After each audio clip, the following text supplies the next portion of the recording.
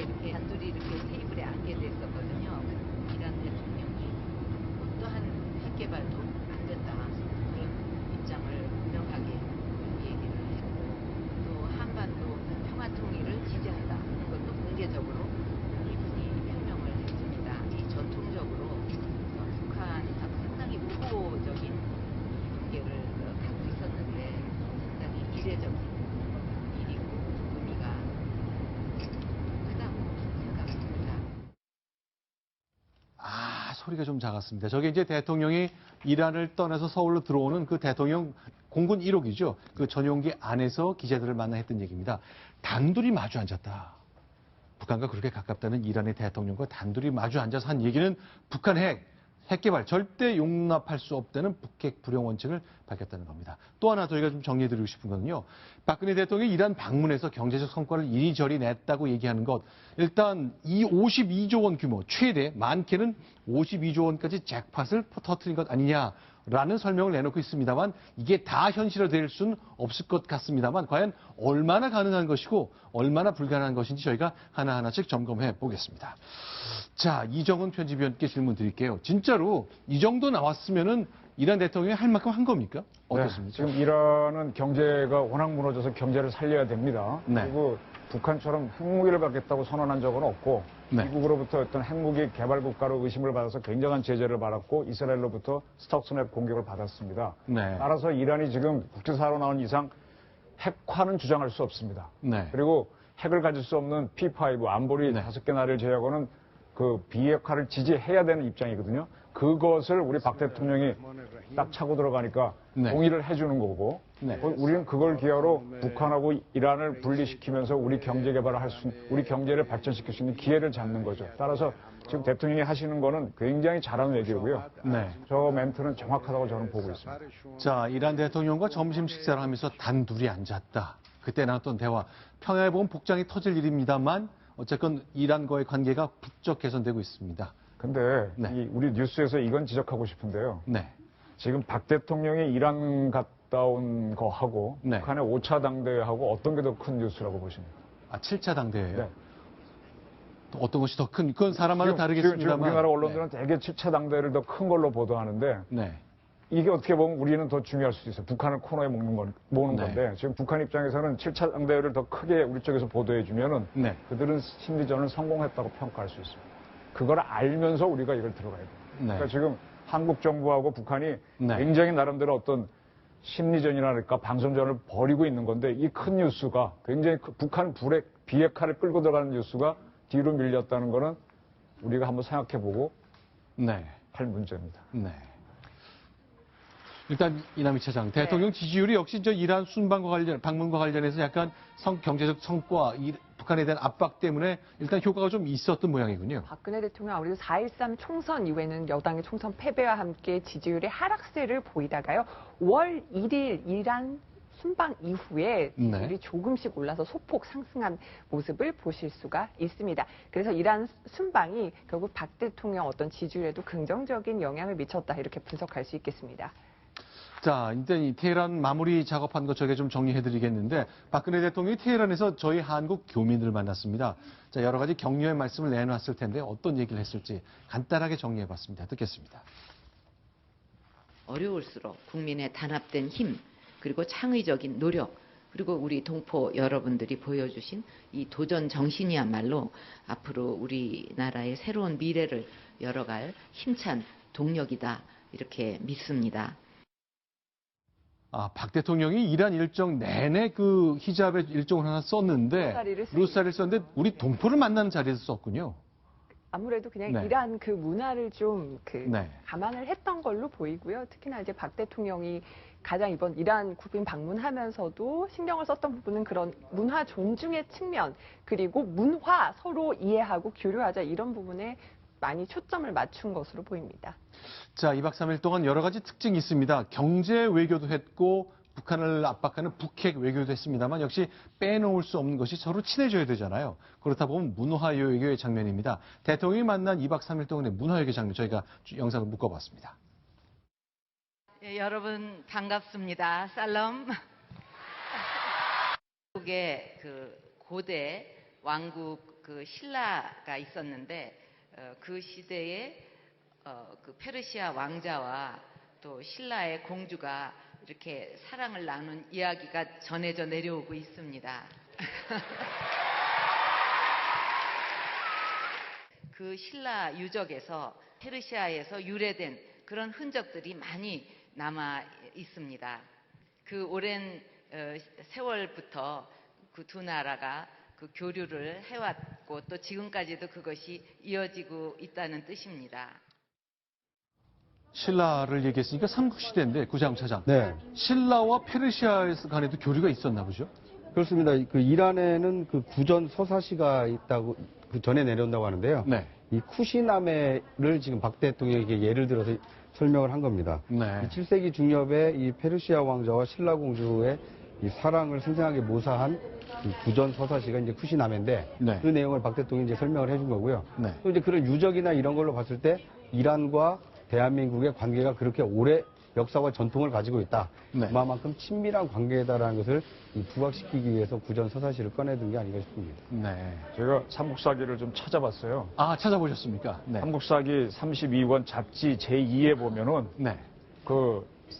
신라에는 골품제가 있지 않습니까? 네. 성골, 진골이 있는데 네. 성골에 해당되는 여자는 온갖 치장을 다 해도 돼요. 네. 근데 진골 여자는 성골 여자만큼 하면 안 돼요. 네. 하지 말아라 하는 종목 중에 나오는 거가 있는데 네. 그 중에 공작미, 공작꼬리 네. 가지고 이런 데 꽂지 마라. 아, 공작의 꼬리를 머리에 꽂으면 아주 폼나게 치장하는 거니까 그건 하지 마라. 하지 마라. 그 다음에 네. 슬슬전을 하지 마라. 슬슬전이 지금 뭔지 모르겠는데 네.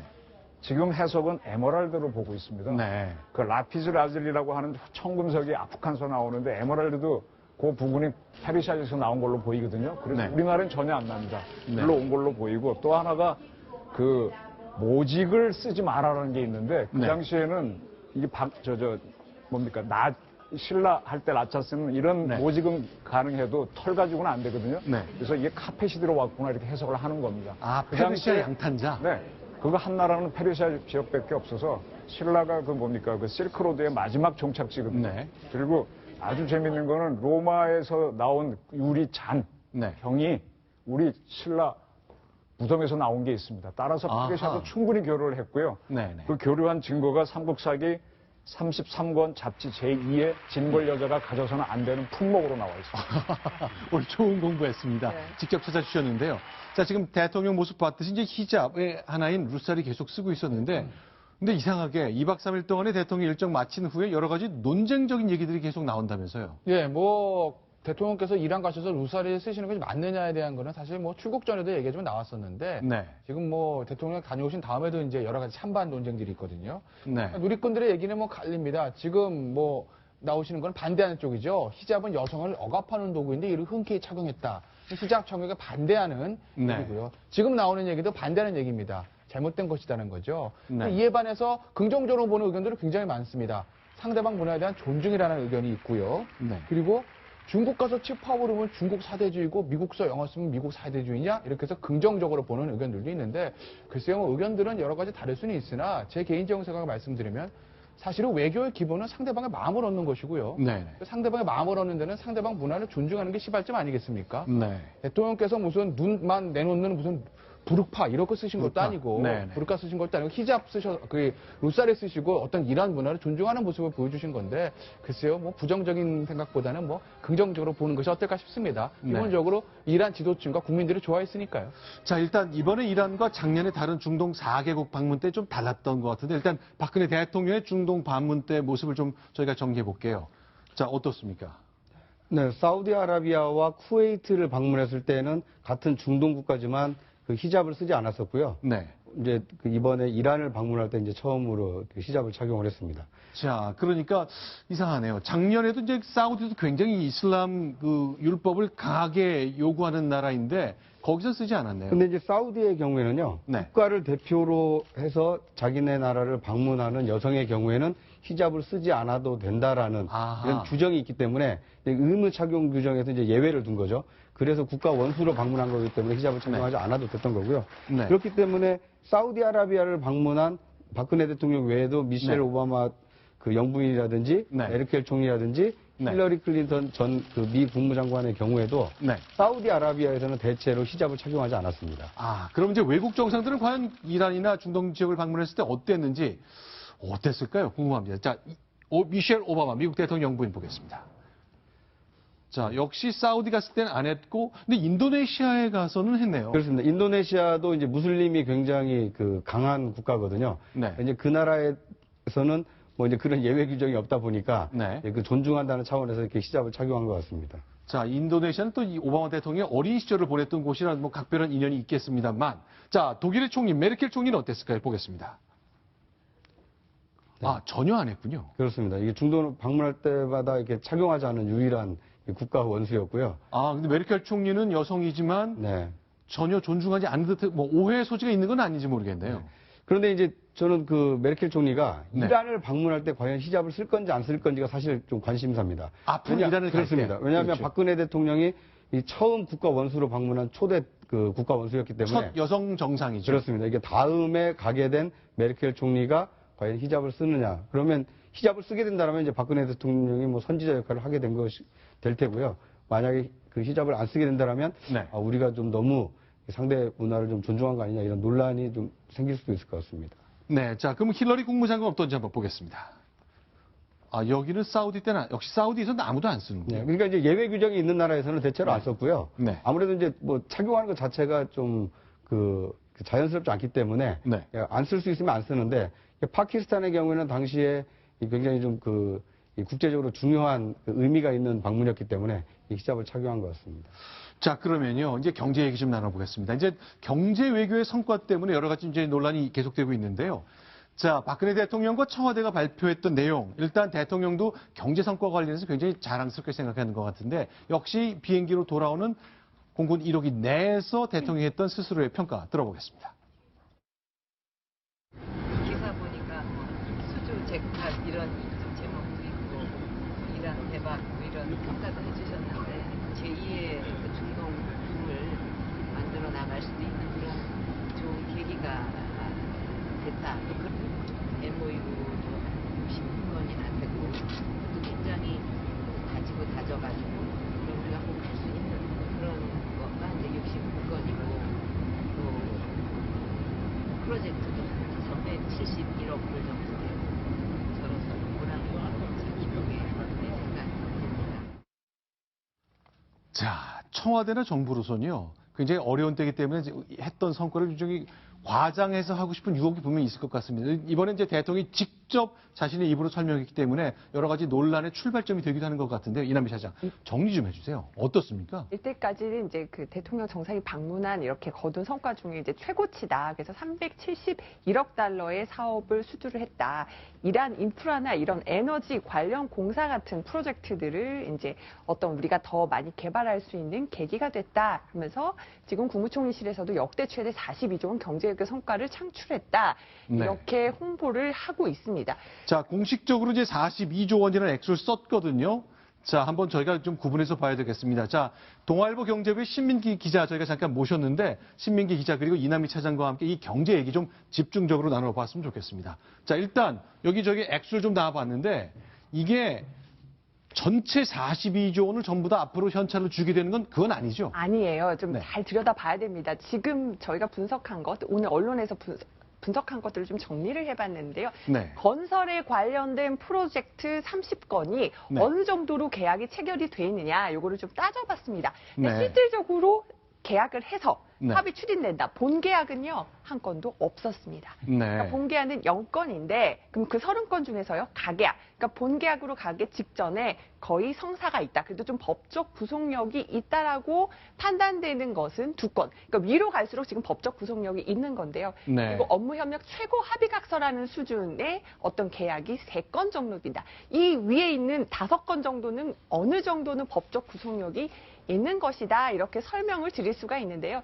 가장 가장 밑에 내려가면 우리가 흔히 네. 얘기하죠. 양해각서 MOU 체결된 것이 13건인데요. 네. 알고 보면 양해각서는 이렇게 법적 구속력이 있는 것이 아닙니다. 뭐냐면은 상대방과 파트너가 내가 있는데 우리 한번 앞으로 잘해볼까요? 라고 처음에 킥오프, 그러니까 만나서 잘해보자라는 약속으로 시작한 거지만 이게 나중에 어떻게 될지는 좀 두고 봐야 되기 때문에 법적 구속력이 있다. 그래서 42조 원을 수주했다라는 것도 앞으로 좀 두고 봐야 될 문제다. 이렇게 설명드릴 수가 있겠습니다. 네, 전체 30개쯤의 프로젝트가 있는데 지금 보니까 법적 구속력이 있는 편으로 보는 것. 그러니까 요 중간을 기준으로 8조 300억 원, 그리고 1조 6천억 원. 그러니까 거의 한 9조 6천 몇백억 원까지는 그 가까운 시일 내에 현금화할 수 있는 실제 계약이 이루어질 가능성이 큰 것이고 이 아래쪽은 좀 두고 봐야 되는. 그렇습니다. 저희가 한 2, 3년 뒤에 점검해 보면 과연 대통령이 내놨던 청와대에 내놨던 오늘의 설명이 얼마나 정확한지 한번 따져볼 기회가 있을 것 같네요. 자, 그런데 저희가 굉장히 궁금한 거 하나가 이런 거 있을 때마다 나오는 것이 옛날 얘기입니다. 자, 2009년을 기억하는데 이명박 대통령이 아랍에미리트까지 날아가서 직접 생중계했던 거 기억하실지 모르겠습니다. 원자력 발전소를 우리 대한민국 건국 이래 최초로 수출하게 됐다. 저 장면인데 과연 7년이 흐른 지금 시점에 이 원전 사업은 얼마나 진척되고 있을지 신민 기자와 함께 좀 얘기를 나눠보겠습니다. 저 장면이잖아요. 우리가 뭘 하겠다고 그때 계약을 했었던 거죠? 아랍에미리트의 네. 아부다비 근처에 바라카라는 지역이 있습니다. 이곳에 네. 한국형 원전 4개 호기를 짓는 네. 건데요. 네. 총 400억 달러, 한국 돈으로 하면은 47조 원 가량이 되는 거죠. 네. 이런 초대형 플랜트 계약을 체결했다고 당시 관심이 굉장히 모았던 사건이었습니다. 저 장면이 그러니까 2012년쯤 되는 것 같은데요. 이명박 대통령 정부 5년 차 때 아랍에미리트를 다시 방문해서 자, 우리 원전 4기를 한국이 수출하고 아랍에미리트가 현찰을 주기로 했던 것 기억하죠라고 약속을 잡는 겁니다. 자, MB정부가 정례 발표했던 걸 좀 보겠습니다. 이 내용이죠. 그럼 400억 달러라는 게 뭐 40 몇 조 원 되는 꽤 큰 돈인데 공사하고 또 운영해준다 이 두 가지인데요. 이게 어떤 의미인가요? 공사는 그 원전 자체를 건설하는 데 드는 비용을 말하는 거고요. 아, 원전 짓는 것도 우리가 그렇죠. 해주고. 예, 그렇죠. 이건 뭔가요? 운영은 이 앞으로 원전이 60여 년간 계속해서 운영을 할 수가 있습니다. 사용을 네. 할 수 있는데 60년간 네. 운영을 해주고 보수를 하고 하는 것들을 말합니다. 네. 자, 그런데 이 원자력 발전소 이제 이명박 대통령뿐만 아니라 박근혜 대통령도 작년에 아랍에미리트를 갔을 때 이것도 방문했었거든요. 그만큼 우리가 신경을 쓰고 있다는 얘기네요. 굉장히 신경 쓰고 있습니다. 저 원전은 3세대 원전이라서요. APR 1400이라고 하는 원전인데 저 동급의 원전이 프랑스 아레바가 네. EPR인가 있습니다. 같은 네. 거를 비슷한 거를 핀란드에 지었는데요. 핀란드에 지금 공사가 제대로 안 나가가지고 네. 굉장히 많은 그 벌금을 내고 있습니다. 그런데 지금 한국은 저걸 제대로 해낼까가 지금 굉장히 관심사항인데 네. 제가 알기로는 온 타임, 온 버짓에 하고 있다고 하는데 네. 우리도 조금 문제가 있는 걸로 알고 있습니다. 자, 그러면요. 신민기 기자와 그 얘기를 좀 나눠볼게요. 이제 한국전력이 중심이 돼서 컨소시엄이 구성됐잖아요. 평가가 좀 일단 7년 전인 2009년 MB정부 2년차 때는 40조 넘는 거 땄습니다 하고 축하를 했거든요. 샴페인 터뜨렸거든요. 지금 현재 어떻게 되고 있습니까? 말씀하신 대로 이 400억 달러에는요, 공사비하고 운영비가 포함이 돼 있습니다. 네. 그런데 실제 계약이 체결돼서 현재 진행 중인 거는 공사비, 건설비 부분뿐입니다. 아하. 이거는 186억 달러 정도, 한국 돈으로 하면은 22조 원 정도가 되는 거죠. 그러니까 22조 원짜리 이 원전 4개 짓는 공사는 계약이 확정이 돼서 진행되고 짓고 있고. 있습니다. 예. 네. 특히 그 원전 1호기 같은 경우에는 단계적으로 원전을 짓고 있는데요. 네. 1호기 같은 경우에는 지금 70% 정도 공정이 진행이 돼서 네. 내년 5월에 완공을 예정을 하고 있습니다. 그런데 신 기자, 이 공사는 했다는 얘기는 바꿔 말하면 원전을 완공한 이후에 운영까지는 아직 계약이 완성이 안 됐습니까? 맞습니다. 운영권은 따로 계약을 따내야 하는 상황인데요. 네. 그런데 이 지난해 정도면은 운영권 계약도 완료가 될 것으로 예상을 하고 있었습니다. 네. 그런데 아시다시피 최근에 굉장히 저유가가 오래되면서 네. 중동 지역의 오일머니가 말랐습니다. 네. 아랍에미리트도 갑자기 자금난을 겪으면서요. 네. 이 운영비를 발주를 하는 것 자체를 네. 못하고 있는 상황입니다. 네. 그래서 지금 운영권을 언제쯤 따낼 수 있을지 또 우리가 따낼 수 있을지 불확실한 상황인 겁니다. 아, 우리가 7년 전에 MB정부가 발표했을 때는 이만큼이라고 했는데 일단 공사는 절반은 됐고 나머지 절반은 기름값이 떨어지는 바람에 아랍에미리트가 좀 시간을 끌고 있다. 그 얘기군요. 자, 그러면 어떻습니까? 이거 뭐 7년 지난 얘기인데 아니, 뭐, 아직도 반쯤만이라고 보면은 MB 정부가 좀 부풀려 얘기한 건 맞습니까? 어떻습니까? 저기 아라비아 상인이란 말 있죠. 아라비아 상인. 네. 아라비아 상인 진짜 지독합니다. 네. UAE가 그런 사람들이거든요. 이란도 마찬가지고요. 그래서 네. 절대 돈만 타고 함부로 쓰지 않고요. 네. 물론 저기 돈줄이 많은 것도 사실이고요. 네. 근데 지금 우리한테 내부 문제가 있습니다. 아하. UAE 짓는 바라카 원정에 짓는 게 원형이 네. 우리 신골이 3, 4억입니다. 네. 저 사람들이 절대 바보가 아닌 게 한국에서 너희가 운영을 해서 안전하게 운전하는 걸 증명해달라고 요구했는데 네. 내년 5월에 저걸 돌려야 되잖아요. 네. 신골이 지금 우리 다 줘놓고 네. 뭐 여러 가지 주민들하고 문제 때문에 이걸 못 돌리고 있어요. 아하. 이게 지금 1년 정도 돌려야만 내년 5월이 돼야 증명이 될 텐데 증명을 네. 못하고 있거든요. 따라서 우리도 아마 벌금을 좀 낼 가능성이 매우 높습니다. 이 문제가 아마 좀 커지면 국회에서 큰 문제가 될 수 있습니다. 아, 기름값 떨어져서 UAE 사정도 있지만 우리의 내부 문제 때문에 주민 반대로 가동이 잘 안 되기 때문에 검증을 지금 못했다는 뭐 여러 거. 가지 정부에서 승인을 네. 안 해줘가지고 지금 네. 붙잡혀 있는데 지금 벌써 돌아갔어야 되거든요. 그래서 거기에다 그 전에 밀양 송전탄 문제 갖고 굉장히 시끄러웠죠. 이런 네. 것들이 다 발목을 잡혀서 좀 문제입니다. 자, 그럼 신민기 기자, 이제 한전 취재하면서 얘기를 좀 들으셨을 텐데, 그러면 잘 된다고 스스로 평가를 하고 있는지 모르겠네요, 한전은. 일단 공사는 타임 스케줄에 맞춰서 진행이 되고 있으니까요. 네. 그리고 운영권 부분도 우리식으로 만든, 우리가 직접 만든 원전이기 때문에 운영권 네. 따내는 것도 큰 문제는 없을 거라고 일단은 보고 있습니다. 네. 자, 이제 공무원들과 공직 정치인들이 쭉 국민들 앞에 여러 가지 발표를 하는데, 오늘의 이란 프로젝트도 그렇습니다만, 5년, 지금 7년 지나 검증하고 있잖아요. 자, 10년쯤 지나서 2026년에 박근혜 대통령이 이란 방문 때 했던 평가, 그 발표 제대로 된 건지 부풀려진 건지 한번 점검해 보겠습니다. 먼 훗날 얘기를 좀 드렸습니다. 자, 동아일보 경제부 신민기 기자와 함께 했습니다. 오늘 말씀 잘 들었습니다.